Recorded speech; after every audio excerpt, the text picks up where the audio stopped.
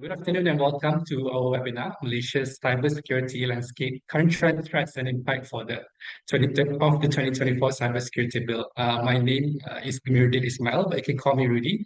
I'm a consultant here at Accelerate. Just a quick introduction to Accelerate. We are a future skills transformation organization committed to equipping Malaysia's workforce with the skills needed to thrive in today's job market. We're all about helping people transform their skills, especially in digital areas such as data, AI, and of course, cybersecurity. We are so excited to have you all with us today. Thank you for spending your Thursday afternoon with us. I hope everyone has had their lunch and is here with their cup of coffee or any beverages of their choice, to feel a bit energized for the session. So it's going to be a fun one, guys. Let's talk about today's session. As you all know, the world of cybersecurity is always changing with new threats and regulations popping up all the time. So today we are here to share with you some insights that may help you navigate these changes, especially with the new 2024 cybersecurity bill in Malaysia. We will be covering a lot of ground, from the latest trends and threats to practical strategies for staying compliant. Plus, we'll also talk about the importance of upskilling your teams to handle all these challenges. So exciting, right? So before we start, I'll do a quick introduction to our speaker today. We are so thrilled to have Dr. Karin Teo. Dr. Karin is the Chief Strategy Officer at Bond Holdings and is the President of the ASEAN CIO Association for the Cybersecurity and Governance Chapter. With over 20 plus years of experience, she's a true expert in the field, covering everything from critical infrastructure protection to privacy standards and more. So I'm sure she has a lot to share today. Dr. Karin has been recognized as one of the top 30 women in cybersecurity in ASEAN and the top 10 LinkedIn ASEAN cybersecurity influencer. We're lucky to have her with us on board today. Her insights will be super valuable as she walks us through the latest cybersecurity threats updates in Malaysia's regulation and also sharing some practical tips for businesses to stay vigilant and compliant. Before we start, here are some house rules. Please make sure that your mic and camera are turned off to avoid any interruptions. Feel free to post your questions in the Q&A box at any time and do engage with each other in the chat box. We will have some interactions as well, so use the chat box to answer questions and engage with the speaker, which is Dr. Karin.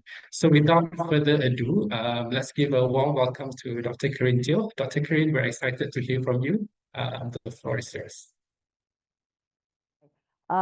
Very good afternoon, ladies and gentlemen. So I'm Dr. Karin. Very happy to be here with everyone today.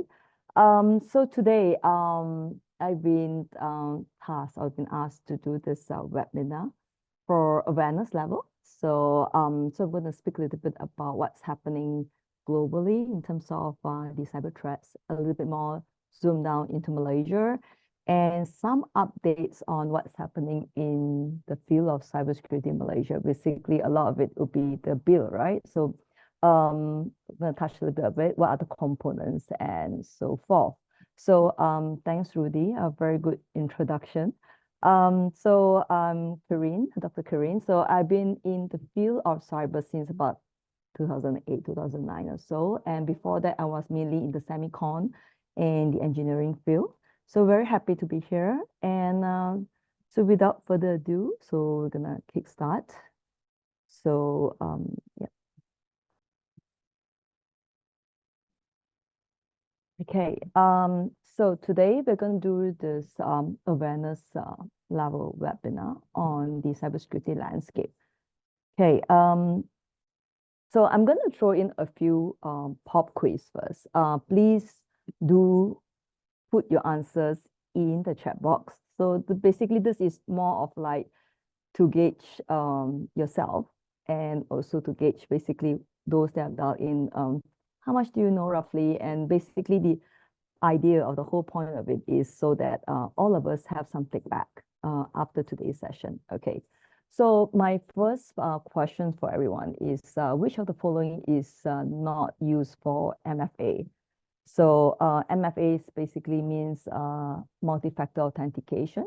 So basically this is for your access management, right? So A is something that you do, then B is something that you are, something you have, and also something you know. So please put in your answer in the chat box. And okay, so we have a lot of A's here. So right. So yeah, any more? Type in. Yeah, so basically I'm hoping to get response from all of you today. Yeah, so we'll give a couple more minutes. Put in what you think the right answer is to be. So okay, so the question is yeah, so which of the following is not MFA, right? So the answer itself is right. So they're still coming in, so that's good. Okay, the answer is not used for MFA is something that you do. Okay, so for multi-factor authentication, who you are is a lot of time reflects on our biometrics, basically maybe it can be a thumbprint, your iris and so forth. Something that you have, this is the time that a lot of it is being used for FIs, basically your dongle, your token, how you log in and everything. Something that you know, your mother's maiden name, for example. So this is the MFA things that you use. So basically not used is, yeah, A, okay? So next one is, okay, this is going to be a very easy one. So the mouse on your computer begins moving across the screen, right? And it's clicking on the things without you even touching it.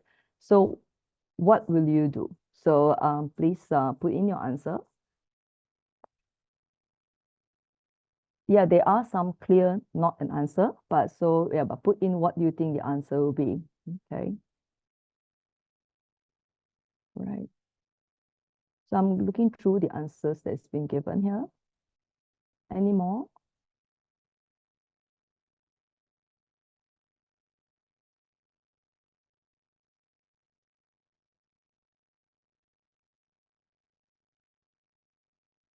Okay.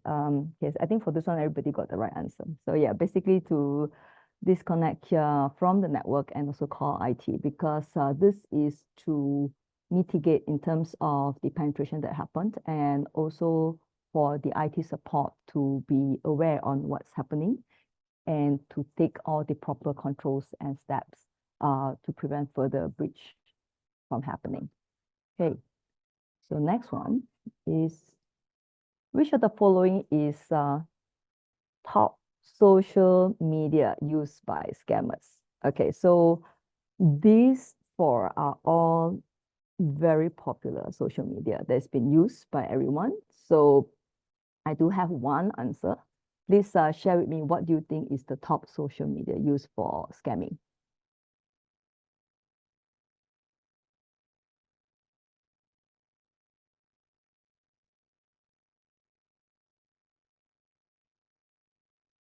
Okay, I'm still hoping to see more.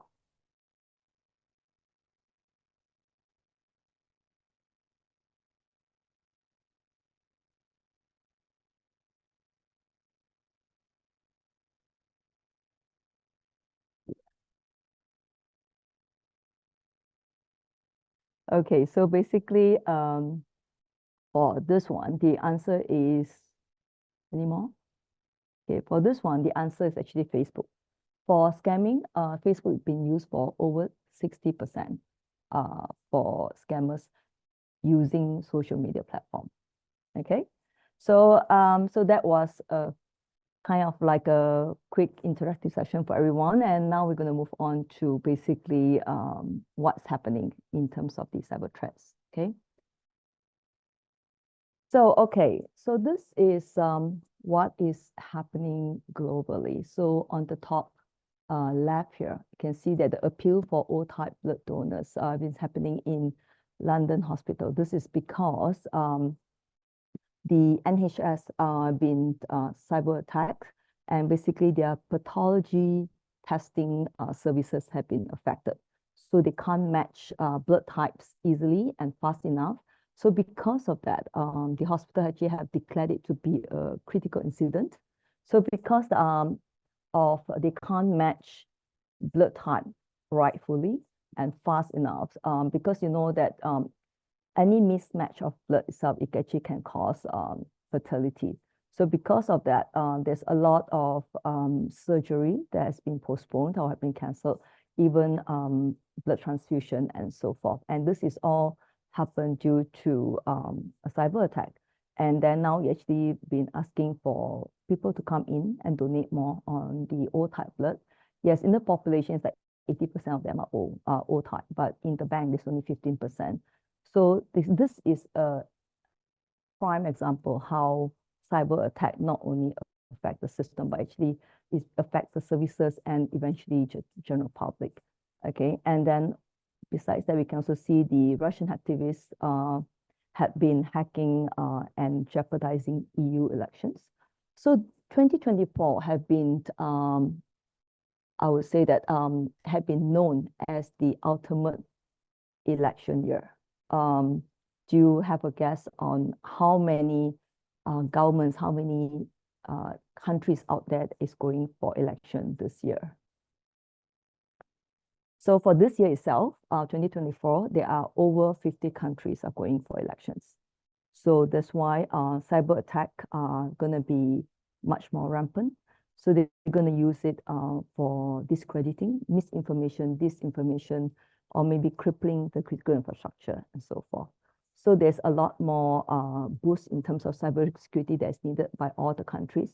So we have countries from UK, US, India, the whole EU member states, even Palau, Mauritius, and everything. So a lot of nations, over 50 nations, are going for a general election. And at the bottom part is, yes, a nice picture of Paris Hilton. So basically, when I got this news, they say that Paris Hilton and CNN TikTok account is being targeted to be hijacked. So as the latest I found out that Paris Hilton's account is safe and CNN had been attacked and been hijacked, okay? And another thing about what happened in the last slide is that all that happened in the past 10 days, okay? So this is how fast cyber attacks happen, cyber threats happens, and how it impacts and translate into, I would say, decremental outcome for everyone. Very fast, that's how they move. On the top left over here, I want to talk about the United Health attack. So United Health was attacked in February 21st. So they were attacked, they have a payment system called Change Healthcare. So they have been attacked and they've been held ransom. So the guy that we see over here, his name is Andrew Witty. So Andrew is actually the CEO. He chose to pay the hackers because he believes that the data and how fast they can restore everything is of higher importance. So because in Change Healthcare itself, they actually manages over 15 billion medical transactions annually. And then because of that, of the attack that happened, actually had outage in terms of the cash flow for the hospitals and also all the supporting industry. And it's also because that they actually have opened up 1/3 of Americans' data to the hackers due to the attack. And till now, United Health is still trying to restore everything to be where it was. So the next one is the cyber attack that actually forces the healthcare network to be crippled. This is an attack that happened in May. This is Ascension. So Ascension is actually a non-profit group that actually manages 140 hospitals and also 40 senior living facilities. So the attacks actually have disrupted their clinical facilities operations. So because of that, they actually have diverted a lot of their, I would say, patients and also their services to elsewhere. Then on the right-hand side, still basically hacking of government website. Basically, this is just to impact elections that is happening around the world. So this is Ireland. So this is so one of the countries that is going for election. And at the bottom part, this actually happened this week. Kadokawa is actually a Japan media conglomerate. So basically, they have a lot of services, and also one of them is called Nico Nico. It's basically an online video sharing platform, very much like YouTube, very, very popular. And they had been attacked, and because of that, Kadokawa actually have badly been impacted. So basically, not only the data have been stolen, but also a lot of denial of service that happened. Until now, well, basically, they're still trying to put and restore everything to where it was. So basically, this past two slide is talking about cyber threats and cyber attacks that actually happen. Nothing that is too far away, something that is a week old, and then basically the one that happened to United Health is only since February itself. So basically the trend that we see here is governments, attack a lot, and also healthcare, right? So okay, so this is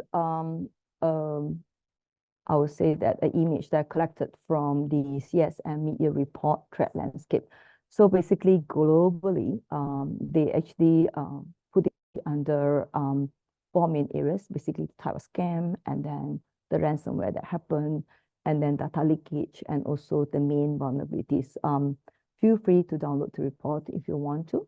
So basically, yeah, so basically in terms of scams, crypto scams is always been, how to say, been increasing a lot because cryptocurrency, some is more of like FTX, for example, is more of like a crypto exchange fraud. So because of that, Sam Bankman from FTX itself, they have actually lost over $10 billion from investors and also customers based on their crypto exchange itself.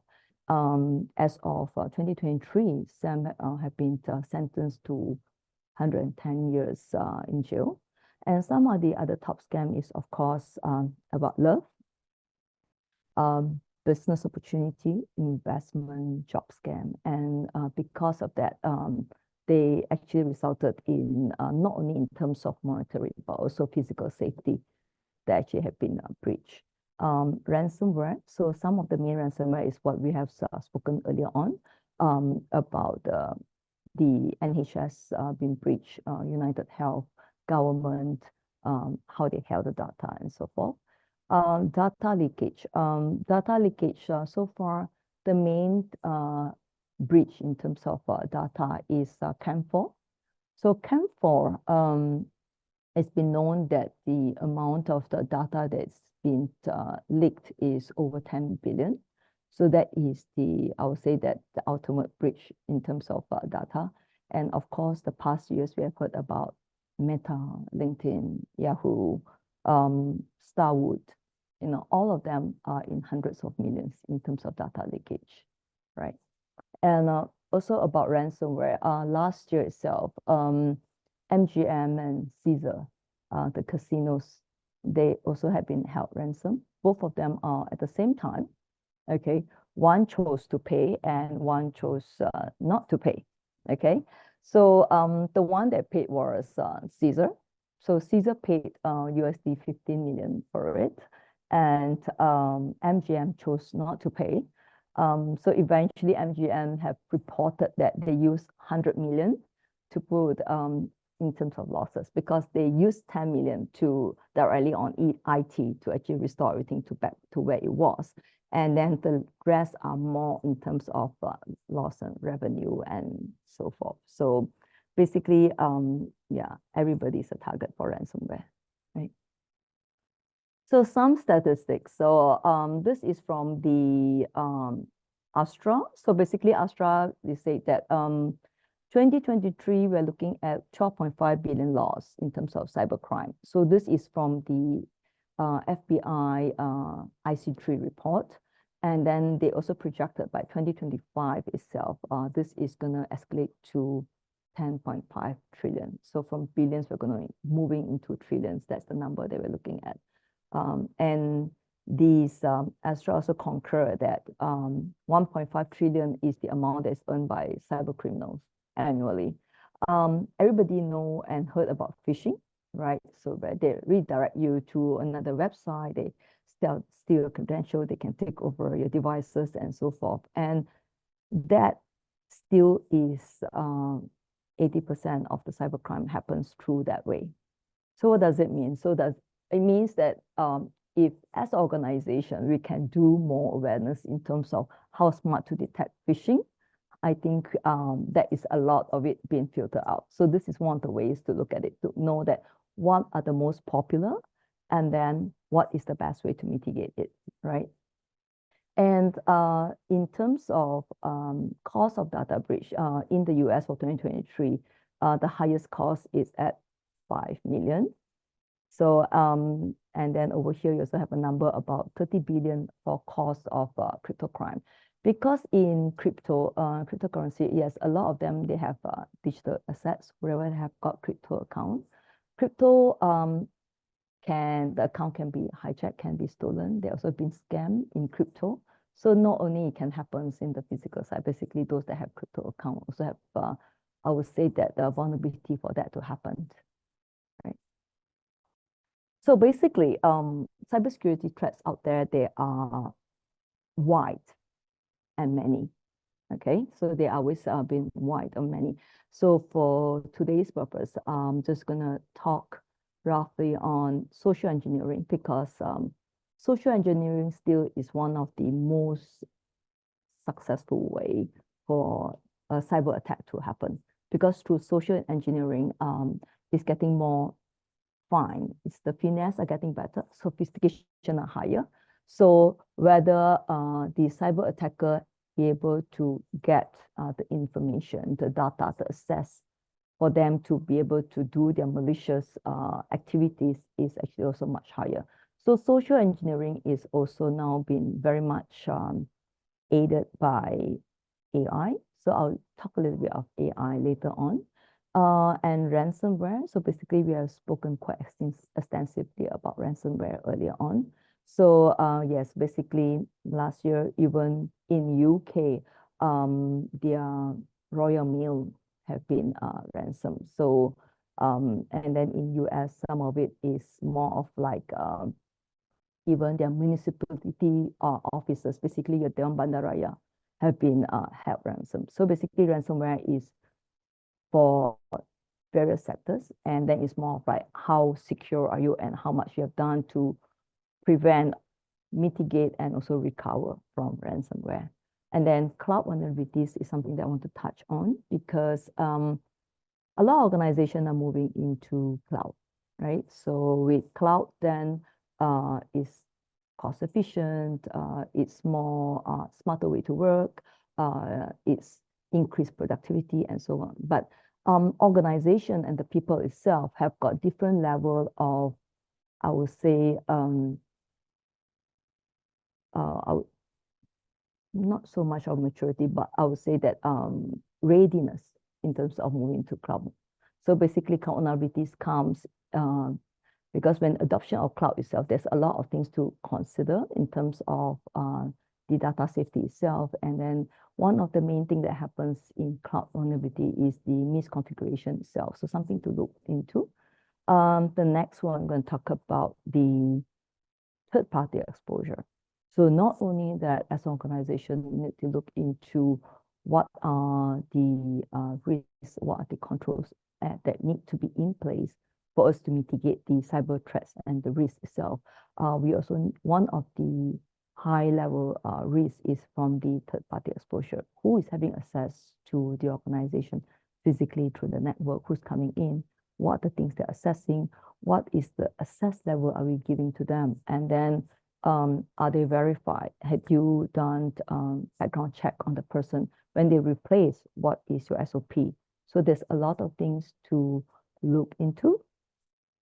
Next is IoT. So IoT, yes, now we have a lot more sensors collecting data. We have a lot more IoTs that is being connected to the internet to give us, I would say, real-time data, real-time input that for us to make sense on what is happening in the organization, and especially in facilities like, basically is oil and gas, or whether it's water treatment plant, energy, and so forth. So a lot of IoT itself, all the information then collected is also then to fit into the OT system, which the operation technology side of things.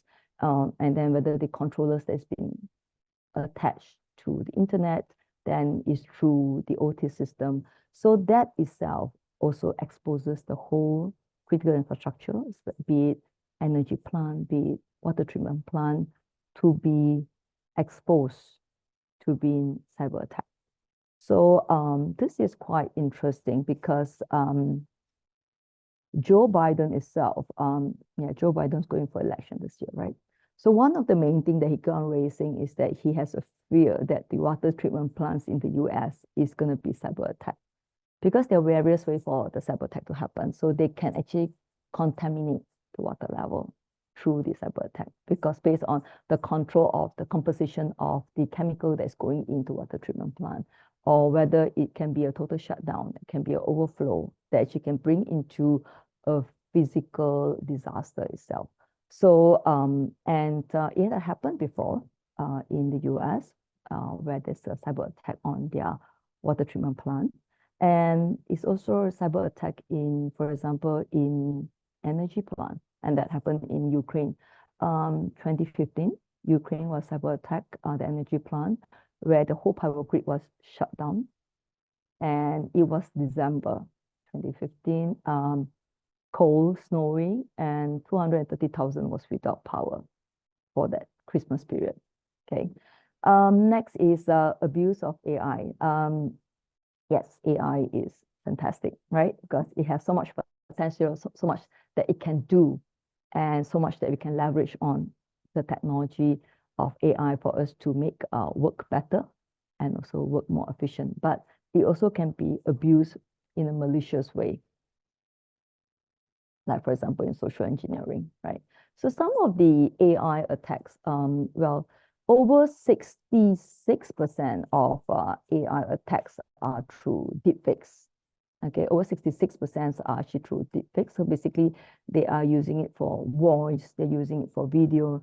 For example, there was an incident where I would say a finance officer actually disbursed 20 million after he or she got a video call from the CFO to authorize and to say that this had to be dispersed immediately. So AI are often targeted. So because first of all, when into AI, we need to know who are we targeting, what is their access, what is their power in the organization. I think this is one of the main things that AI is good at. So they do a lot of employee targeting. It's very personalized attack, and they will mostly gather all the information available about you, to know you better, to know what you like, what's your style, how you speak, what is your voice like. And the best part about AI is that they have reinforcement learning. The more information they get about you, the more interaction that they have with you or about you, the smarter they get. And the more they know how you tick and how you think. So that's how much AI have worked. So next, I'm going to show, I think we are like half an hour into it, right? So I'm going to show something that is quite interesting. It's just going to be a minute. I hope you enjoy it.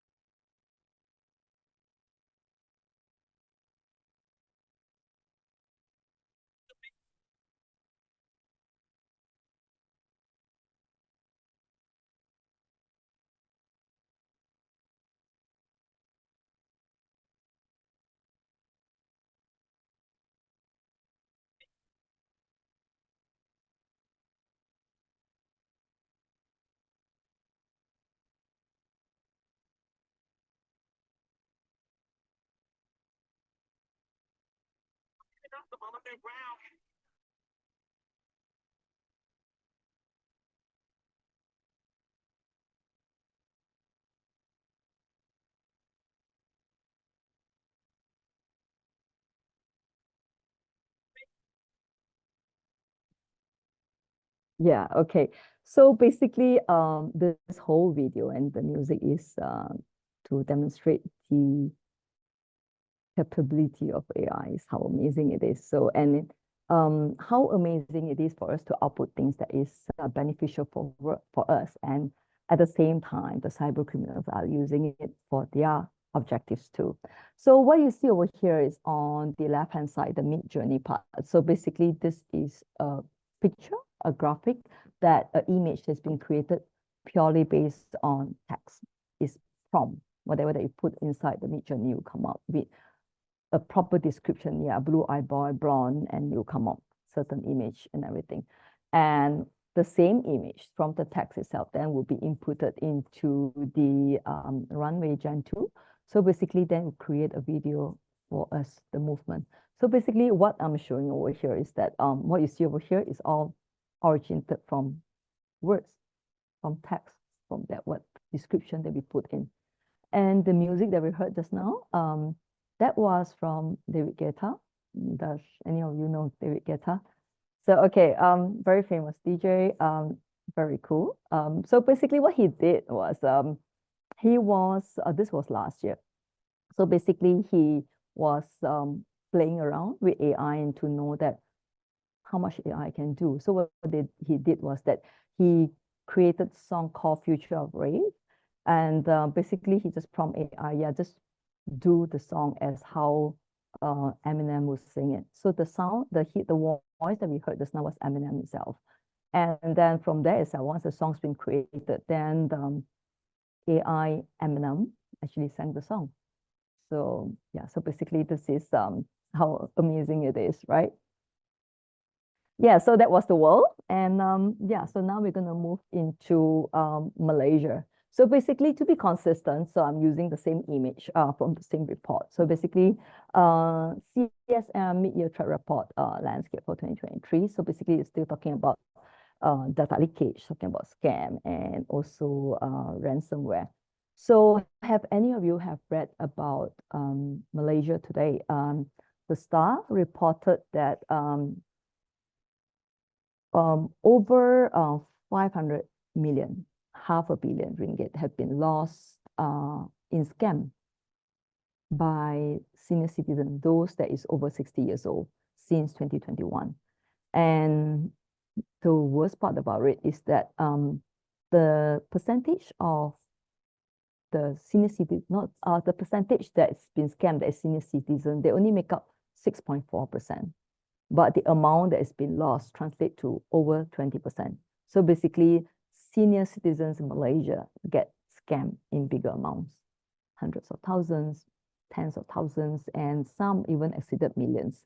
So this is how scammer works. Basically, they read you, they know what makes you tick, what is your fear, and yeah, basically that's how it works. So basically the scam is still pretty much the same. We look into investment scam, business scam, job scam, love scam is always there, right? Data leakage, yes, in Malaysia we have seen quite a few of major data breaches. TM, Maybank, Astro, SPR, SOXO. Then over here they put Penang government data, right? And also we have also not, and we also been victims of ransomware. So in Malaysia for 2023 reported that for ransomware it's like over 5,000 cases, but we know that when it comes to a cyber incidents, the incidents that's been reported are actually going to be much less compared to what's happening. So next we move on to what are the cyber threats in Malaysia? So this one, I got the reference from the PCOM Cybersecurity Landscape in Malaysia 2024. So PCOM, they had just launched this study. So very well done. So I thought that this would be a good to give us an overview of it. So some of it we have spoken about it, the phishing attack, the ransomware, and so forth. So the next few slides, what I'm going to do is I'm going to show that for each type of attack, which part of the sectors that is affected the most, and what actually happens there, right? So yes, of course, for this slides, I am not showing all the threats that has been shown in the previous slide. I picked the ones that is of higher priority for this webinar. Okay. First is phishing, because phishing is across sectors, is for all. But the one that is the most affected usually is the FIs, the healthcare, and also the retail, because this is where a lot of our information are. Retail is because a lot of us put our credit card information inside there, right? So and a lot of time phishing is due to human error. So when it comes to cybersecurity, there's always three prongs, right? The people, process, and technology. So the one that is highest chances of success is always the human. So that's why till now phishing's been highly successful, right? So the text sophistication, yes, you don't have to be highly sophisticated. You just need to word it right. So one of the how to say, my colleagues actually have been telling me that with AI and ChatGPT now, all the emails that is coming in, for the phishing sites and the scam are now properly worded. It's no, we can't like spot a lot of grammatical or even spelling errors and so forth. So it's now very well done. So one thing about phishing is also that the cyber criminals, when they use phishing, they are very updated in terms of what's happening in the news. For example, a government just announced a subsidy. Next thing you know, they have email that touches upon that. So eventually it makes it to be real time and to be more valid. Next is ransomware. So we have spoken about it. So ransomware, the trend that we see now, when it started ransomware, it was just extortion and ask for money, and that's it. Okay, and then after that, it moved into double extortion. So for example, I'll encrypt your data. You don't pay me, I'm gonna sell the data, right? Then now it's moving into triple extortion. Basically, there's another level up. So a lot of time they'll say that we would contact your customer list, you contact your vendors, and also your stakeholders, and ask ransom from them too. So basically, there are more and more layers coming up in terms of ransomware. So for this, a lot of time, healthcare is always the threat, always in threat. So as we can see in my earlier example, basically UK, US, basically they have targeted healthcare, maybe not directly, but basically once you cripple the payment system, once you cripple the pathology services, basically it's going to impact healthcare overall. And then of course, it's also the FIs that's been targeted. Next are the data breaches. So basically this one actually mainly targeted for sectors that hold a lot of our sensitive data.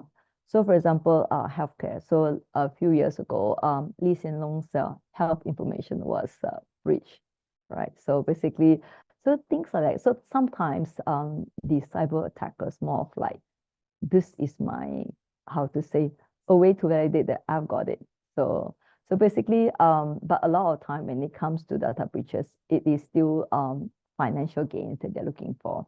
So they are looking for a high level of tech sophistication when it comes to data breaches. So basically, find a way to penetrate into the network and how to secure and how to breach the data in the first place, right? Because a lot more time when it comes to data breaches, I think a lot of us have to find out whether how much of our data is actually available in the dark web, right? And insider threat. So this is across all organizations, big, small, different sectors. So basically, insider threats is most of them are disgruntled employees, somebody who have been let go and not happy about it, or maybe some of them is just they have the motive and the objective from the very beginning, right? So, and this is the concerning for those that is you have your IP, your R&D information and so forth, and also your healthcare services. Okay, next is DDoS. Raya time. Do we remember a lot of there's an example of some of the DDoS that can happen? All right, so this is one part of it. But when it comes to an organization, for example, in be it production, manufacturing, like to say a tech company, what are your critical output services that actually can make it being attacked and have denial of service altogether. So that is actually also what happened to the casino side, that the example that I have mentioned earlier on. Next is APT. APT is very widely used in the field of cyber because APT means advanced persistent threat. So basically, as a cyber attacker, I do not want to attack anybody but you. So that becomes that you're the ultimate goal for them is that they'll find methods. If today it doesn't work, tomorrow they'll find out what are the other vulnerability, what other how to say ways for them to come in and to be able to attack the organization, or maybe you personally, right? So whether it's through secretary, maybe through the admin office, or maybe it's through network, or maybe your network itself or your cloud, so basically you'll find different ways to breach the organization itself. So when it comes to APT, yes, a lot of telcos, FIs, basically telcos, FIs are like everybody's target. Basically, the relationship is also very tough because when it comes to APT, it's always multiple attacks and there's only one singular point they're doing the defense. So it is how to say concerning when you're actually an APT target. Okay, next we're going to talk about this. So we're going to talk about the bill was passed at the Dewan Rakyat March 27 this year, and April 3rd it was passed in Dewan Negara. So basically, the bill, they've been in talks for quite a long time, and I think finally 2024 the cybersecurity bill came into actualization. Is actually good news for all Malaysia because the cybersecurity bill itself actually provide a comprehensive legislations that aims to enhance and also protect the cybersecurity environment within Malaysia and focusing on the NCII sectors. Because remember I mentioned about the NCII where this is the backbone of the nation itself, and also establishing a robust network for compliance, for governance, and also enforcement. So what's inside the bill? So basically the bill, they actually spoke about the establishment of National Cybersecurity Committee. So basically the committee is not big, only 13 members. So who they are later on. And then it's also, I would say that detail out what are the duties and the power of the chief executive of NACSA. So previously Malaysia, we have a lot of blurred jurisdiction in terms of who is in charge of what, who have power to do what when it comes to cybersecurity. So with this cybersecurity bill, the beauty of it is now we have clearly everything falls under NACSA. So the clarity of it actually gives a very good governance structure for all. NCII functions and duty, who they are, and how, what are their functions and what is their, I would say, duty and responsibilities are also all been stated in the bill. And then there's also the term code of practice. So basically, code of practice is by the NCII sectors itself. So code of practice is developed by the sector for the sector, because that means that the code of practice is not applicable, it's not one for all. So basically, every sector itself have to come up with their own code of practice, and they will have their own sector lead. Okay.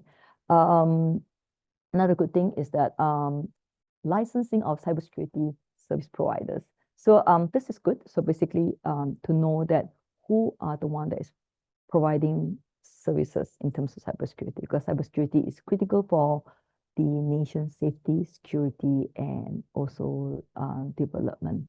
So with that, very streamlined, and hopefully they will come up with a proper guideline. How is the licensing going to be done? What is the criteria and so forth? So basically, in the bill itself, actually, it's written up a lot about how licenses is going to be provided, and then also that the licensee can be put, if they do not, they have breached certain things and so forth, and also some of the compliance and reporting. And the bill will also state about the enforcement part.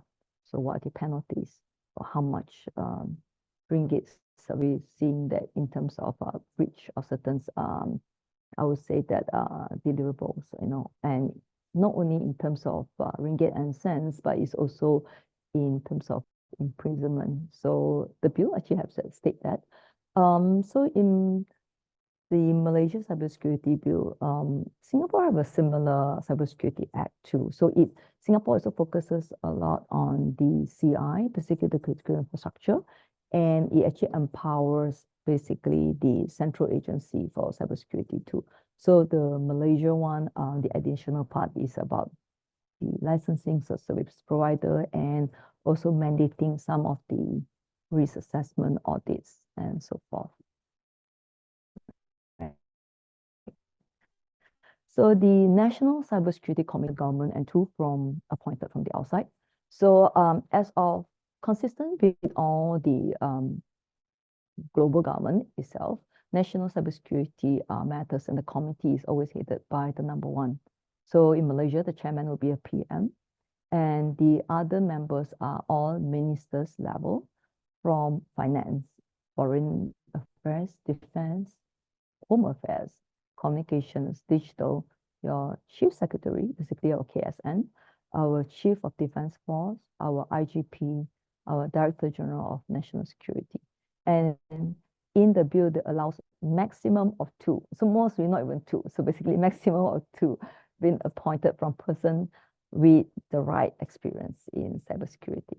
I think this National Cybersecurity Committee is going to be pivotal and high importance. Basically, everyone that is inside there would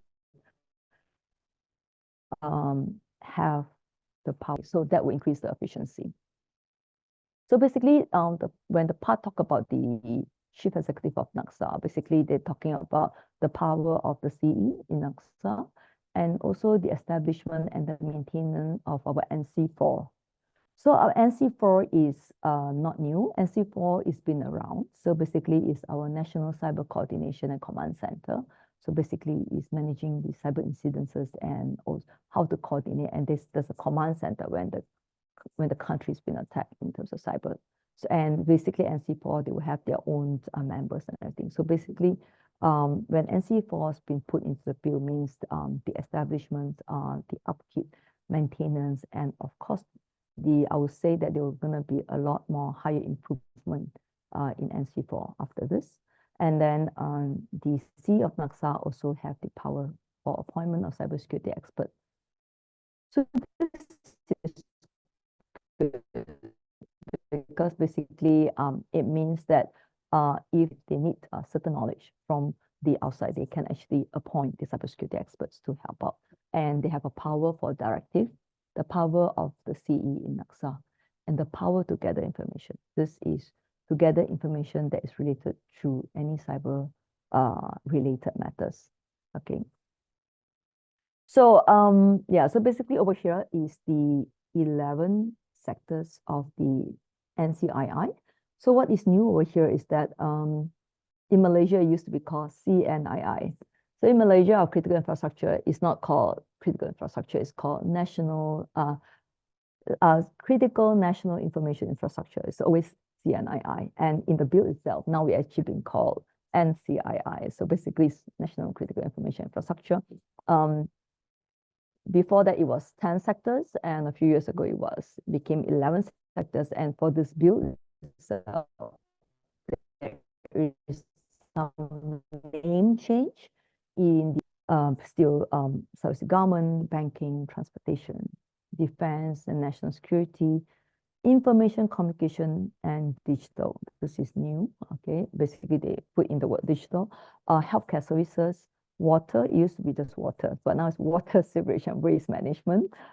Energy, agriculture and plantation. That's very important. Our food security, right? Trade, industry, and economy. And last but not least is also our science, technology, and innovation to bring our country forward, right? So basically, NCII is always been known as the backbone of the nation. Basically, crippling any of the sector would be detrimental to the country. So in NCII, they have actually, in the bill, they actually stated clearly that there is a need to appoint a sector lead. So basically, I think with the bill, they're going to relook into all the NCII sectors, the NCII entities. Okay, some of the duties also been stated for the NCII. The requirement and compulsory cybersecurity assessments, audits, and then they look into heavily into reporting. Well, basically, with this, the need to report any incident have actually been tabled, and failure to do so would be penalized. So basically, this is to highlight that if there's any incidents that actually happen, especially to the NCIIs, there is no more delay in reporting. There's a time frame that's given, okay, and also the need for cybersecurity exercise. So this would be done periodically. So yeah, so basically a lot of them are gone through some of the information. The code of NCII sector to develop the code of practice. So this code of practice actually increases the collaboration mode actually between all the stakeholders within the NCII, because then they will develop the code of practice together for that is relevant that they do want to hold in their own NCII sectors. And the code of practice that is actually being established would then pass through the CE of NACSA to give the final okay, right? And then, yes, as mentioned earlier on, the licensing of the service providers. So I think this is good. So, and also the enforcement part, check out the bill. So there's a lot of the non-compliance, if that happens, or any of the breach, what are the penalty that actually comes with it? Okay. So what can you do, right? So what can you do? So first of all, you have to check whether are you NCII. I think that is very important. So if those of you who are small, medium, or starting out in the cybersecurity field, some of the things to look at is to establish and monitor what is your cybersecurity risk, your management strategy, your expectation and policy. Need to look into identifying what are your core in terms of assets, core in terms of deliverables, in terms of services. What is your critical function in the organizations? Okay, with that, then you need to look into protecting it. What are the controls that you're going to put? How much level of protection are you going to put into for mitigation? And then what is your way of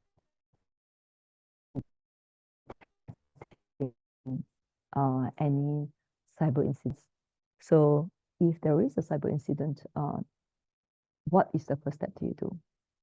Do you know who to call? And then what is the how to say the plan in order to mitigate the damage or how to recover from it. So the recovery part is the part that is going to determine how resilient the business is when it comes to cyber. Okay, so always conduct RA. I think that's very good. Basically, conduct a risk assessment. You know there's a lot of risk out there. Know what is your risk appetite. What is bearable? What is most important that you need to protect today and now? Some of us might not have, I would say, the liberty to cover everything in one go, right? So I have to plan ahead. So strategy, make sure that the policy is in place. The controls, we have smaller budget controls, and we have controls that have got like unlimited budget. So basically, what is the controls that is right for your organization today? So to think about in cybersecurity is that is always an improvement loop. Start something today in the organization. Start from the basic, cover your networks, cover your access points. What is your access management? Who have access to what? So some of these things you need to look at first, right? And train your employees in some cybersecurity. Do you have team, big team, small team that look into cybersecurity? At least somebody who know what's going to happen, or something that have an idea of what is happening, or can advise, or can give an idea or oversight of what's happening in the organization when there is a cyber incident happen. Because as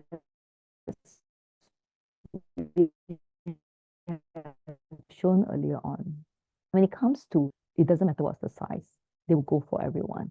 Okay, so training employee with the right cybersecurity skill. So you can train a couple, you can train a team if you want. And the one that is also very important for all is to have cybersecurity awareness for all. What I mean is really for all, because it's like usually it's the personnel that we took for granted is the one, our source of breach. So that is something that organization should take into importance and make sure that everyone in the organization, basically from the highest to the lowest level, everybody is cybersecurity aware. Not only aware in terms of what is happening now, but it also have to be a periodic in terms of updates and know what is happening. Maybe in this year, in last half a year, and so forth, right? Now with that, actually, that's the end of my slide.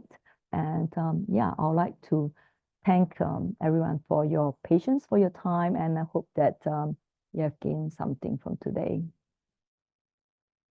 All right. Thank you so much, Dr. Kareen, for that insightful and comprehensive presentation. We did manage to cover a lot of ground today, from the cybersecurity trends, the threats, up to some practical strategies for us to comply with the new regulation upskilling on our teams. Before we move on to the Q&A section, to echo one of the recommendations by Dr. Kareen as well, I would like to share and highlight some of the cybersecurity courses that we offer here at Accelerate, including Certified Ethical Hacker, Certified Network Defender, and more.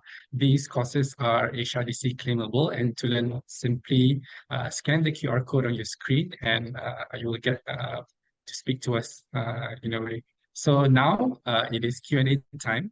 We would like to address your questions that you have shared with us. If you still have questions, please continue to type into the Q&A section, and we will address them accordingly.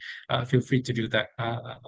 Okay, I'm going to stop sharing my screen now and get to the question. Okay, so I'm going to answer some of the questions that I see on the Q&A part. Okay, so there is one. What resources are available to companies in Malaysia to help them understand, implement the requirements of the bill? So I think the resources, I think the bill itself has been passed through. So to understand how to implement what is in the bill is more like depending on what is your organization is like. But I know that from NACSA itself, they are taking step to engage the right stakeholders. Like if your organization or your sectors is involved, they will actually also approach you. So at the moment, there is no those that in my knowledge, there is at the moment there is no that one-stop center to ask. So how do I implement? So the thing is that it's more of like for the bill, they are really targeting the NCII. They are really targeting the NCII. So basically, the NCII is the one that have a whole list of this is the thing that you need to fulfill, and the NCII entities will be identified. So basically, I think one of the best way also to say is that if you have this burning question about my organization, do I fall into the bill, is to check what sector you are and everything. So if not, means is also more of like when you actually implement your cybersecurity services, even the licensing part, they are in the process of doing it. So these are the things that the updates that will be coming goes back to NACSA because there's an owner for it. Okay. Next is what are the key skills and qualifications to look for when hiring cybersecurity professional? Okay, so depend on like what is how much skill set you have in your organization at the moment. Do you have somebody who can look into your network? You have somebody to look into your access management, who have a clarity of in terms of your cybersecurity awareness, situational awareness in terms of who is assessing what, to be able to have a clarity on like how to protect the information and the data. So depending on what you have at the moment. So I would say that one of the most important thing is somebody that look into basically your IT, basically from your network to your updates, and also in terms of your policy and your strategy. So basically, I think you always have to start with that. And the other one is actually to look into somebody can actually come out with a cybersecurity incident plan.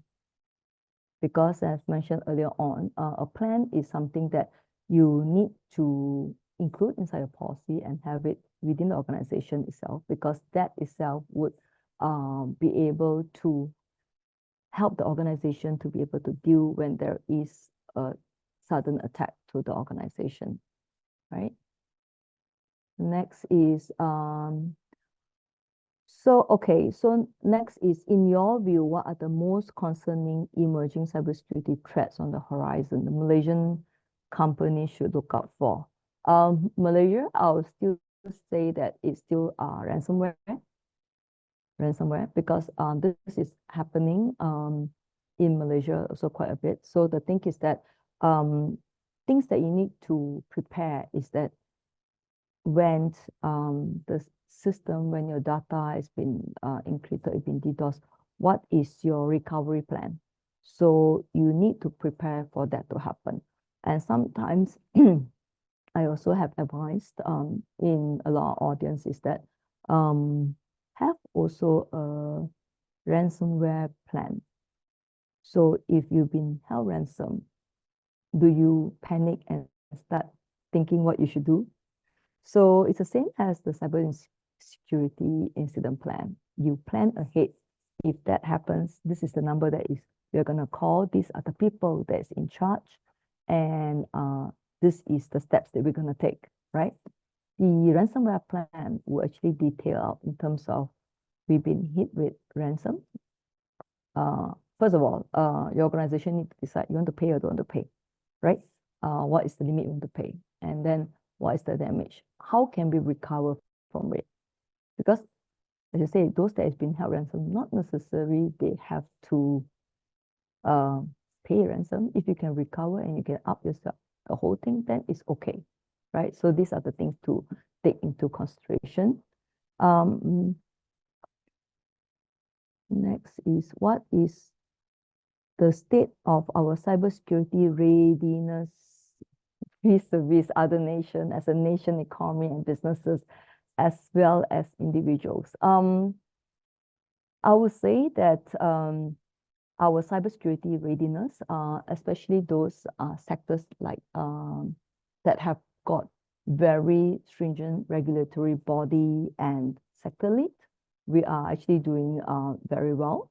And of course, I would say that in Malaysia is because over 91% of our economy is actually comprises of our SMEs, which that is the part that budget might not be fully allocated and so forth.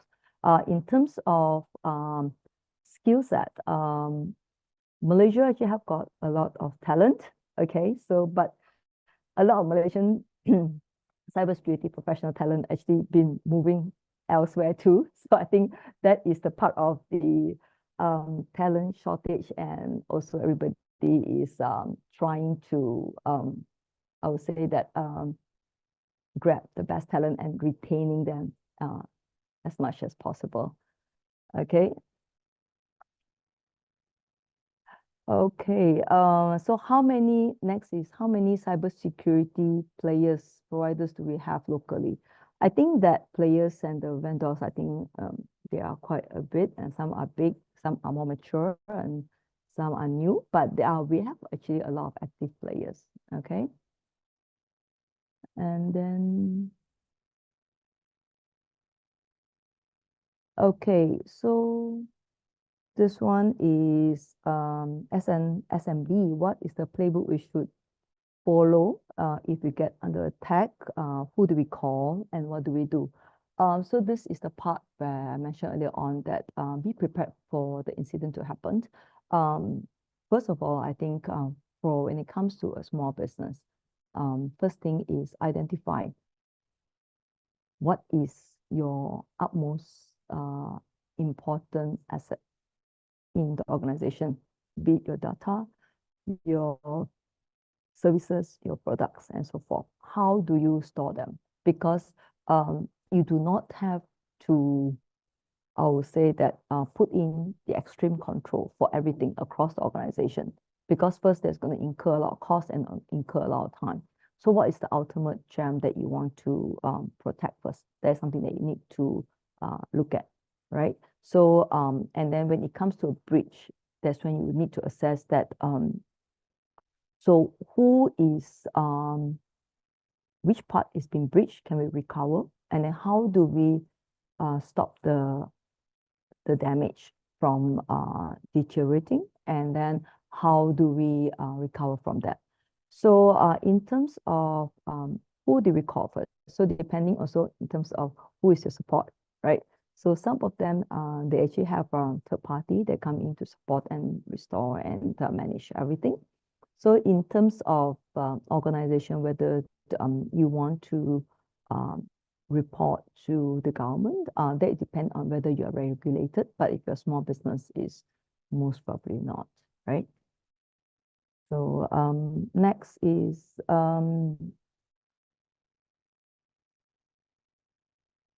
so is it important to hire cybersecurity professional, or can I get these services outsourced? Yes, you can get it outsourced. My advice is don't outsource everything. Okay. Because the thing is that the challenge about getting a good cybersecurity team is that the team is perfect today, this month. Okay. You have a good cyber guy, you get somebody to look into log, to look into any anomalies, can do pen testings and so forth. And then after that, due to the movement of the talent, you know, you can't retain everybody, right? So that is when the skill shortage come about. So outsourcing is good, but my advice is that always have a couple of guys at all time within the organization. Okay, you can outsource some of the part, but not everything. Okay. So yeah, I'm gonna take one more last question. Okay. Okay. There are companies of different sizes can suggest different approaches to achieve compliance. So different sizes, the compliance is different because at the moment this is to protect our NCII. So those are the one that is mainly regulated, and then the rest is more of like if they want to get the information, you have to comply in terms of providing the information and so forth. And then, but that one is more on like organization by organization basis. So the sizes and whether how important you are in the NCII setup, I think that would see how much compliance to the bill.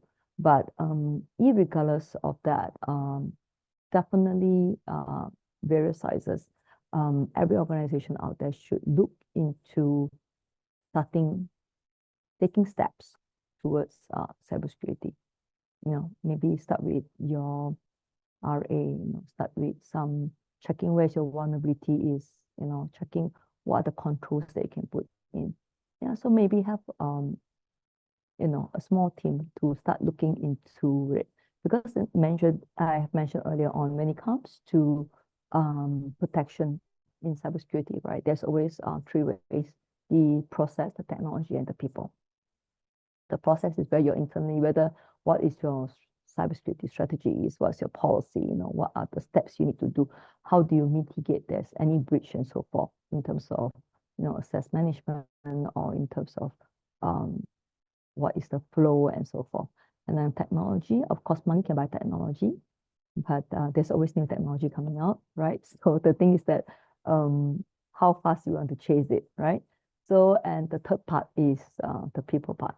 And so far, in a lot of cases that we've seen is that eventually that is the easiest way to get into organization is always the people, right? So first, I think I would advise that start with a small team, no matter how big your organization is, and let everyone to be aware, be cybersecurity aware. So cybersecurity awareness can be a half day, can be, a couple of hours, basically talk about, oh, do you know what's happening here? This is how they do it, and all that. So let everybody understand or have an idea how cyber threats are moving, what are the trends out there, and so forth. Okay.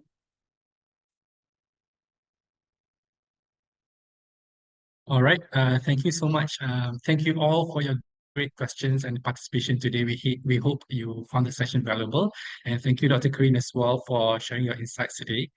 Before we end the session, we have a short sharing from my colleague, Karina. Karina, take it away. She's going to share about our talent partnership program, I believe. Go ahead. Right. Thank you, Rudy. All right. Hello, everybody. My name is Karina. I'm from the Career Success team here at Accelerate, and I basically coordinate and manage talent partnerships to connect employers to Accelerate learners for job opportunities. So if you've got job openings or you're looking for interns at your company, or you want to grow and build your cybersecurity team, I'd like your 5 minutes just to present to you the opportunity to become a talent partner with Accelerate and access our talent pool for your hiring needs. So why become a talent partner with us? Here are 3 really great reasons why. Firstly, talent partners get unlimited access to the profiles and resumes of hundreds of our upskilled talents looking for job opportunities. And we not only train them in skills that are in demand right now, such as cybersecurity, data analytics, digital marketing, but we also train them in professional skills that emphasize on the right mindset and soft skills needed to be a successful professional in the workplace. So secondly, being a talent partner, there's actually no hidden fees or charges involved. And when I mention this, a question that I always get asked is, so what's in it for Accelerate, or what does Accelerate get in return? Well, while what we offer is very similar to a recruitment firm, our focus is not that. Like, we are not a recruitment firm. We are a training provider, and we come from an angle that prioritizes the benefit of our talents.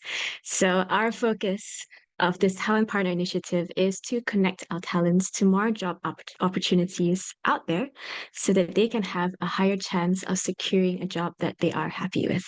So the success of the programs that we run usually depend on the success of them securing a job. So speaking of programs, we are actually running a program right now. It's called K-Youth, and it's an initiative by Khazanah.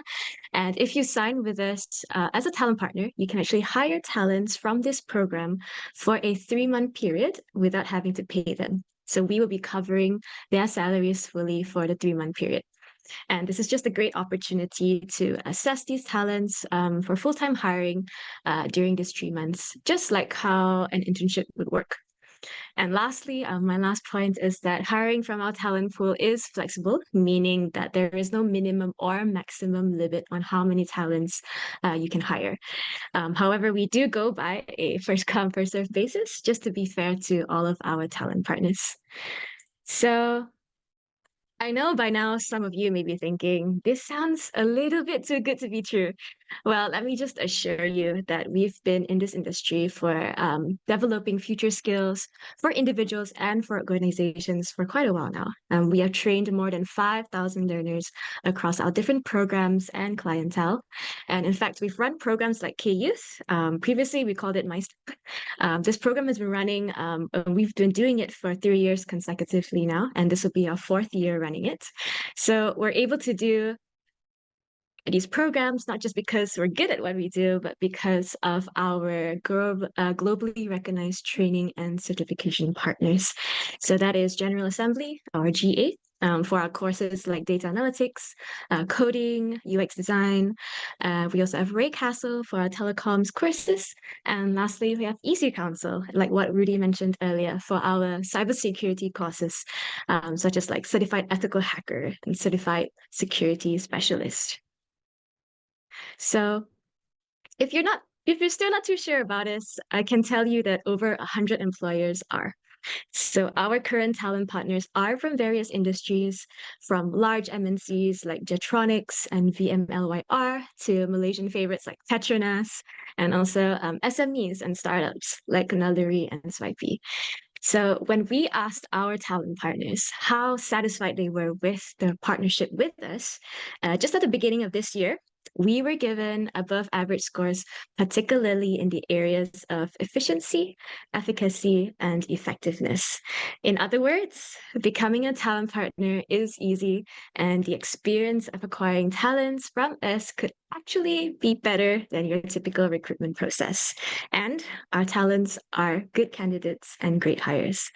So we are constantly trying to improve our processes to make things easier for not just our learners, but employers like yourself.